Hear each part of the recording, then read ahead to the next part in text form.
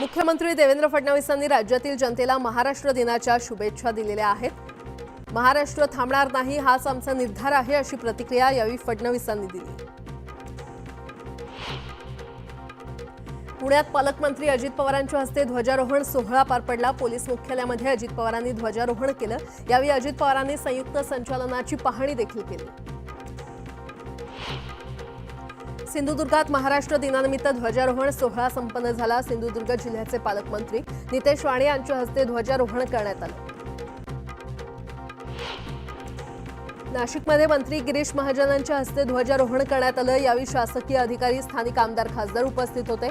विशेष म्हणजे पालकमंत्री पद रिक्त असतानाही ध्वजारोहणाचा मान महाजनांनाच देण्यात आला। बेस्ट बसच्या दरात दुपटीनं वाढ करण्यासाठी मुंबई महापालिकेनं मंजुरी दिली आहे। बुधवारी मंत्रालयात रिजनल ट्रॅफिक अथॉरिटी आणि बेस्ट उपक्रमात बैठक झाली। बैठकीत रिजनल ट्रॅफिक अथॉरिटीचे तिकीट दरवाढीबाबत सकारात्मक असून चर्चेतील मसुदा बनवण्यात आल्यानंतर या दरवाढीवर शिक्कामोर्तब केलं जाणार आहे। मदर डेअरीनं दूध दरात वाढ केल्यानंतर आता अमूलनं सुद्धा दुधाच्या दरात वाढ केली आहे। दुधाचे दर प्रति लिटर 2 रुपयांनी वाढवण्यात आले। अमूलचे नवे दर 1 मे पासून लागू होणार आहेत। एटीएम व्यवहारांवर आजपासून नवीन शुल्क लागू करण्यात येणार आहे। आरबीआयच्या नव्या सूचनेनुसार बँकांचे दर जाहीर करण्यात आले। मोफत व्यवहार मर्यादा मेट्रो शहरांमध्ये दरमहा फक्त 3 वेळा मोफत असणार आहे, तर नॉन मेट्रो शहरांमध्ये दरमहा 5 वेळा ही सेवा मोफत असणार आहे। मोफत मर्यादेनंतरचं शुल्क 23 रुपये आकारण्यात येणार आहे।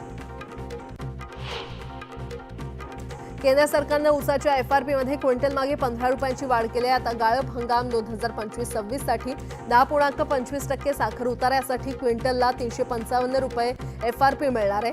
तसंच 9.5%हून कमी उतारा असला तरी जास्त कपात न करता 239 रुपये एफआरपी देण्यात येईल असा निर्णय केंद्रीय मंत्रिमंडळाच्या बैठकीत घेण्यात आला आहे। पुण्यातील सिंहगड रोडवरील उड्डाणपुलाचं अजित पवारांच्या हस्ते लोकार्पण करण्यात आलं आणि यामुळे सिंहगड रोडवरच्या वाहतुकीतून पुणेकरांची सुटका होणार आहे।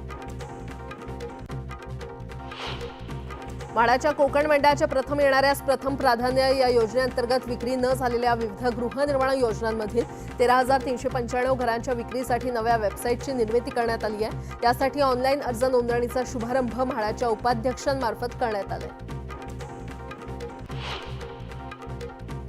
अक्षय मुहूर्त साधत सोनं, घर, नवीन वाहन, इलेक्ट्रॉनिक्स वस्तूंच्या खरेदीसाठी ग्राहकांची अक्षरशः झुंबड उडाली। बुधवारी सोन्याचे दर 1,631 रुपयांवर पोहोचले तरी ग्राहकांमध्ये खरेदीचा उत्साह दिसत होता। मुंबईतील सराफा बाजारात दिवसभरात 82 टन सोन्याच्या विक्रीतून 200हून अधिक कोटी रुपयांची उलाढाल झाली आहे। ईपीएफओनं नोकरी बदलल्यावर पीएफ खातं हस्तांतरणाची प्रक्रिया सुलभ केली आहे। आता बहुतांश प्रकरणांमध्ये नोकरी देणाऱ्या कंपनीची मंजुरी घेण्याची गरज राहणार नाहीये। यामुळे 1.5 कोटींपेक्षा अधिक सदस्यांना फायदा होण्याची अपेक्षा आहे। प्रभादेवी पूल बाधितांमध्ये आधीच नाराजी असताना आता उच्च न्यायालयामध्ये याचिका देखील दाखल झालेली आहे। या याचिकेतील मुद्द्यांची दखल घेऊन त्यावर विचार करण्याचे आदेश न्यायालयानं मुंबई महानगर प्रदेश विकास प्राधिकरण आणि Maharashtra rail infrastructure development corporation लिमिटेडला दिलेले आहेत। गरीब, गरजू आणि आर्थिक दुर्बल घटकातील नागरिकांना अत्यल्प दरात 10 रुपयात भोजन थाळी उपलब्ध व्हावी या उद्देशानं राज्य सरकारनं सुरू केलेल्या शिवभोजन प्रकल्पांतर्गत गेल्या वर्षभरात 3.97 कोटी शिवभोजन थाळ्यांचं वाटप करण्यात आलं। राज्यात 1,884 केंद्र कार्यरत आहेत, तर शिवभोजन केंद्रांवर दररोज 1.5 ते 2 लाख थाळ्यांचं वितरण करण्यात येतं। महाबळेश्वरमधील मांगर या गावापाठोपाठ आता आणखी 10 गावांना मधाचं गाव ही ओळख मिळणार आहे। यासाठी पालघर, नांदेड, नंदुरबार, हिंगोली, नाशिक, अहिल्यानगर, परभणी, वर्धा, सातारा आणि अमरावती या जिल्ह्यातील 10 गावं निवडण्यात आली आहेत। त्यासाठी 5 कोटींचा निधी मंजूर करण्यात आलाय। मध्य रेल्वेच्या मुंबई विभागानं छत्रपती शिवाजी महाराज टर्मिनस, दादर, लोकमान्य टिळक टर्मिनस आणि पनवेल इथून सुटणाऱ्या लांब पल्ल्याच्या रेल्वे गाड्यांच्या वेळापत्रकासाठी QR कोड सुरू केलेला आहे। प्रवास तपशील जलद आणि सोयीस्करपणे उपलब्ध करून देण्यासाठी QR कोड आधारित माहिती प्रणाली कार्यान्वित करण्यात आली आहे। दारूची होणारी चोरी आणि गैरप्रकाराला आळा घालण्यासाठी मद्य निर्मिती करणाऱ्या कंपन्यांना दारूची वाहतूक करताना जीपीएसवर आधारित डिजिटल लॉक प्रणालीचा वापर करणं बंधनकारक करण्यात आलंय। 1 जुलैपासून या प्रणालीची अंमलबजावणी होणार आहे। रिझर्व्ह बँक ऑफ इंडियानं देशातील सर्व बँकांना सप्टेंबर 2025 पर्यंत बँकांच्या एटीएममध्ये 100 ते 200च्या नोटा जमा करण्याचे आदेश दिलेले आहेत. आरबीआय चलनातून 500 रुपयांच्या नोटा कमी करून 100-200च्या नोटांचा वापर वाढवायचा प्रयत्न करत आहे आणि त्यामुळे येत्या काही काळात सरकार 2000च्या नोटेप्रमाणेच 500ची नोट देखील बंद करू शकते अशी चर्चा सध्या रंगली आहे. सर्वोच्च न्यायालयाच्या आदेशानंतर आता अनधिकृत बांधकामांवर मनमानी पद्धतीनं कारवाई करण्यावर राज्य सरकारनं लगाम लगावलाय. कोणतंही बांधकाम करण्यासाठी किमान 15 दिवस आधी कारणे दाखवा नोटीस जारी करणं आता बंधनकारक करण्यात आलंय. नैसर्गिक आपत्तीमुळे शेती खर्चिक झालेली आहे. शेतीतील भांडवली गुंतवणूक कमी होते आणि त्यामुळे भांडवली गुंतवणूक करून शेतीसाठीच्या पायाभूत सुविधा भक्कम करण्याचा निर्णय राज्य सरकारनं घेतलाय. राज्य सरकार दरवर्षी 5,000 कोटी रुपयांची अनुदान स्वरूपात भांडवली गुंतवणूक करणार आहे. मे महिन्यात देशभरातील तापमान आणि उष्णतेच्या लाटांचे दिवस सरासरीपेक्षा जास्त राहण्याचा अंदाज हवामान खात्यानं व्यक्त केलेला आहे. राज्यात कोकण किनारपट्टी, विदर्भ आणि मराठवाड्यात मे महिना अधिक तापदायक ठरण्याचा अंदाज आहे. ग्रामीण भागातील रोजगाराच्या स्थितीमध्ये उत्साहवर्धक सुधारणा झाली असली तरी ग्रामीण भागातील तरुणांपुढे गुणवत्तापूर्ण उपजीविकेशी संबंधित आव्हानं कायम असल्याचं कालबद्ध श्रमशक्ती सर्वेक्षणामध्ये म्हटलेलं आहे. बेरोजगारीचा दर 5.3% घसरून 2.5% झालाय. माऊलींच्या समाधी मंदिरात मोगऱ्याच्या फुलांची आरास करण्यात आली. या ठिकाणी समाधीवर चंदन उटीतून पांडुरंगाचं रूप साकारण्यात आलं. दरम्यान दर्शनासाठी भाविकांनी गर्दी केल्याचं पाहायला मिळालं.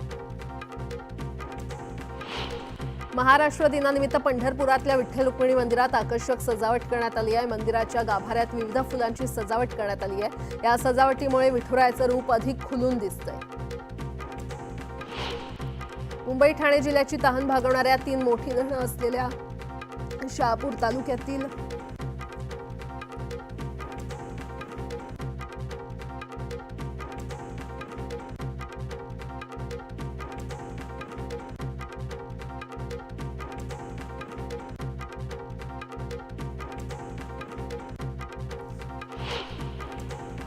राज्यातील सर्वाधिक साठ्याचं धरण म्हणून उजनीकडे पाहिलं जातं. मात्र या धरणात जवळपास 14 टीएमसी एवढा गाळ साचलाय.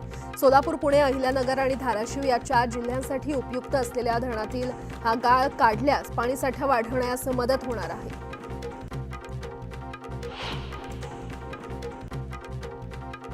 धाराशिवमध्ये कचरा डेपो स्थलांतर करण्यासह रखडलेल्या रस्त्यांची कामं सुरू करण्याच्या मागणीसाठी 2 दिवसांपासून उभाटाच्या कार्यकर्त्यांनी उपोषण केलंय. अखेर पालकमंत्री प्रताप सरनाईकांच्या मध्यस्थीनंतर हे उपोषण मागे घेण्यात आले. पाटण तालुक्यातील मारुल हवेलीतील पहिल्या क्रमांकाची कुस्ती माजी राज्यपाल श्रीनिवास पाटील यांच्या हस्ते आयोजित करण्यात आली होती. या कुस्तीमध्ये अकलूजचा पैलवान विक्रम घोरपडे आणि आटपाडीचा पैलवान सतीश गुढे याचा पराभव केलाय. जळगाव जिल्ह्यातील रावेर इथे अक्षय तृतीयेच्या मुहूर्तावर दरवर्षी 12 गाड्या ओढण्याची परंपरा असते. कालही अक्षय तृतीयेच्या मुहूर्तावर रावेर येथील छत्रपती शिवाजी महाराज चौक या परिसरात 12 गाड्या ओढण्यात आल्या. या 12 गाड्या पाहण्यासाठी महिला पुरुषांची मोठ्या प्रमाणात गर्दी झाली होती. पश्चिम विदर्भात काही शहरात पुन्हा उष्ण लाटांची स्थिती निर्माण झाली आहे. अकोल्याचा पारा 45 अंशांवर गेला असून ते पुन्हा राज्यात सर्वात उष्ण शहर ठरलंय. तर अमरावतीमध्ये 44 अंश सेल्सिअस इतक्या तापमानाची नोंद झाली आहे. कोल्हापूरची जीवनदायिनी असलेली पंचगंगा नदी प्रदूषणाच्या विळख्यात अडकली आहे. पंचगंगेमध्ये दररोज 82 दशलक्ष लिटर सांडपाणी आणि 21 नाल्यांमधील रासायनिक सांडपाणी थेट नदीत मिसळतंय. त्यामुळे हे पाणी कोणत्याही परिस्थितीमध्ये मनुष्याला पिण्यायोग्य नाही. ही सारी भयावह माहिती राज्य सरकारच्या नमामि पंचगंगा नदी कृती आराखड्यातून समोर आली आहे. कोल्हापुरात पंचगंगा प्रदूषणमुक्त करण्यासाठी महाराष्ट्र प्रदूषण नियंत्रण मंडळानं सादर केलेल्या नमामि पंचगंगा कृती आराखड्याला राज्य सरकारनं मंजुरी दिली आहे. कालबद्ध कार्यक्रमात 2028 पर्यंत यातील उपाययोजना पूर्ण करायच्या आहेत. भुसावळमध्ये वांजी फाईल परिसरातील नागरिकांनी केंद्र सरकारच्या वक्फ बोर्ड विधेयकाला विरोध केलाय. यावेळी त्यांनी विरोध दर्शवण्यासाठी 15 मिनिटं लाईट बंद ठेवून आंदोलनामध्ये सहभाग घेतला. नंदुरबारच्या उमरदे गावात खंडेराव महाराजांच्या यात्रोत्सवानिमित्त 12 गाड्या ओढण्याचा कार्यक्रम पार पडला. या उत्सवात मोठ्या संख्येनं भाविक सहभागी झाल्याचं पाहायला मिळालं. जळगावच्या कासोदामध्ये 12 गाड्या ओढण्याचा कार्यक्रम पार पडला. गेल्या अनेक वर्षांची परंपरा असलेल्या या 12 गाड्या उत्सवाला पंचक्रोशीतील नागरिकांनी मोठ्या संख्येनं हजेरी लावली. निवडणुकी अगोदर सातबारा कोरा आणि हमीभावाचं आश्वासन देणाऱ्यांविरोधात 302 चे गुन्हे दाखल करा अशी मागणी स्वाभिमानी शेतकरी संघटनेचे नेते राजू शेट्टी यांनी केली आहे. अक्षय तृतीयेच्या मुहूर्तावर अनेक बाजार समित्यांमध्ये कांदा लिलाव बंद ठेवण्यात आले होते. राज्यातील निवडक बाजार समित्यांमध्ये 1 लाख क्विंटलहून अधिक आवक झाली आणि कांद्याला कमीत कमी 700 रुपयांपासून 1400 रुपयांपर्यंत दर मिळाला. महापालिकेच्या सर्व दवाखान्यातील डॉक्टर्सकडून आता रुग्णांच्या नोंदी केस पेपर ऐवजी थेट कम्प्युटरवर केल्या जाणार आहेत. यासाठी हॉस्पिटल मॅनेजमेंट इन्फॉर्मेशन सिस्टम ही डिजिटल प्रणाली वापरण्यात येणार असून या पद्धतीमुळे डॉक्टरांची केस पेपरवरील खरडेघाशी आता बंद होणार आहे. मुंबई शहरातील मालमत्ता खरेदीचा जोर कायम आहे. एप्रिलमध्ये मुंबईत एकूण 12,141 मालमत्तांची खरेदी झाली आहे. यापोटी राज्य सरकारच्या तिजोरीमध्ये 990 कोटी रुपयांचा महसूल जमा झालाय. खड्डेमुक्त मुंबईसाठी महापालिका प्रशासन रस्त्यांच्या काँक्रिटीकरणावर सुमारे 14,000 कोटी रुपये खर्च करत असली तरी खड्डे काही पाठ सोडायला तयार नाहीयेत. खड्डे बुजवण्यासाठी पालिकेनं 79 कोटी रुपयांची तरतूद केली आहे. मास्टिक तंत्रज्ञानानं हे खड्डे बुजवण्यात येणार आहेत असं पालिकेनं सांगितलंय. अक्षय तृतीयेचा मुहूर्त साधून एकाच दिवशी मुंबईत 1,826 वाहनांची खरेदी करण्यात आली आहे. त्यात दुचाकी, 3 चाकी, 4 चाकी आणि इलेक्ट्रिक वाहनांचा समावेश होता. मुंबईत ज्या रस्त्यांच्या काँक्रिटीकरणाची कामं पूर्ण झालेली आहेत त्या ठिकाणी थर्मोप्लास्ट, रेषांकन, रस्त्यांच्या खुणा, दिशादर्शक फलक, वाहतूक सुरक्षा चिन्ह आदी कामं तातडीनं पूर्ण करून तेथील वाहतूक सुरू करावी असे निर्देश महापालिकेचे अतिरिक्त आयुक्त अभिजित बांगर यांनी दिलेत. पारंपरिक काँक्रिटीकरणासमवेत अल्ट्राथिन व्हाईट टॉपिंग पद्धतीचा देखील शक्य तिथे अवलंब केला पाहिजे अशी महत्त्वपूर्ण सूचना देखील त्यांनी दिली आहे.